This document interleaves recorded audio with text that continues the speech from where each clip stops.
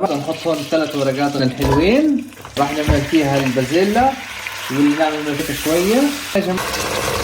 هيك هيل أنا الملح بالعين بحط صغيرة،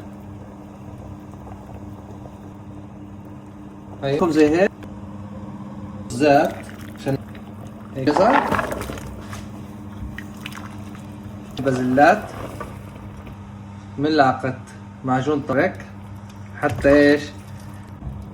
هون راح نعمل الرزات، قرفة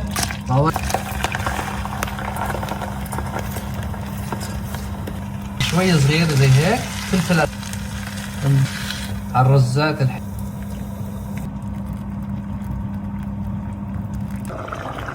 عندنا كل شيء يا جماعة. يا سلام. وهيك جهزت معنا البازيلا تاعتنا ابيض ابيض.